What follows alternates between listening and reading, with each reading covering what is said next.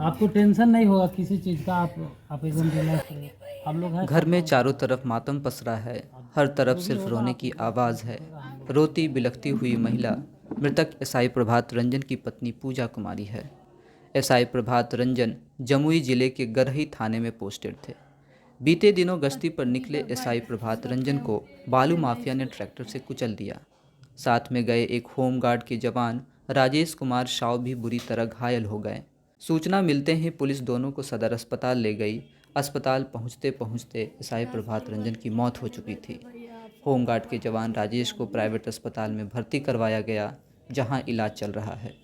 SI Prabhat Ranjan की मौत की खबर सुन पूरा परिवार सदमे में है और आसपास के लोगों में भी मातम पसरा है। ये घर है मृतक एसआई प्रभात रंजन का, जो वैशाली जिले के पातेपुर प्रखंड के भगवानपुर खजुरी में पड़ता है। घर घुसते ही महिलाओं का जमावड़ा लगा हुआ है। कुछ महिलाएं घर की हैं तो कुछ आसपास की, जो इस दुख में शामिल होने आई हैं।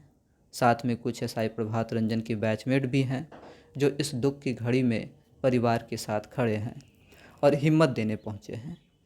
घर में कुछ गाय हैं, चारों तरफ कुछ कुर्सियां बैठने के लिए लगी हुई हैं। कुछ देर पहले ही इस घर से जिले के आला अधिकारी, एसपी और विधायक यहां से मृतक एसआई प्रभात रंजन को अंतिम विदाई देकर निकले हैं। एसआई के शव को पैदल 4 कंधों पर भारत माता की जय और प्रभात रंजन अमर रहे के नारों के साथ हजारों ग्रामीण आंखों में आंसू लेकर अंतिम संस्कार के लिए पास के घाट पर ले गए, जहां हिंदू रीति रिवाज के साथ अंतिम संस्कार किया गया। परिवार वालों ने बताया कि एसआई प्रभात रंजन बहुत मेहनती थे। दारोगा बनने के लिए नियोजित शिक्षक और रेलवे की नौकरी छोड़कर दारोगा बने थे, लेकिन बेटे की मौत की खबर सुन माँ बाप पर दुखों का पहाड़ टूट पड़ा है। प्रभात रंजन 2 भाई हैं और एक बड़ी बहन। प्रभात रंजन का बड़ा भाई हमेशा बीमार ही रहता है। बड़ी बहन बताती हैं कि बड़े भाई की दोनों किडनी 22 साल की उम्र में ही ख़राब हो गई थी। दोनों किडनी ख़राब होने के बाद माँ ने अपनी एक किडनी दी थी, लेकिन बाद में वो भी ख़राब हो गया। बड़ा भाई बस डायलिसिस पर ज़िंदा है। माँ की बची एक ही किडनी है, जिसका इलाज चल रहा है।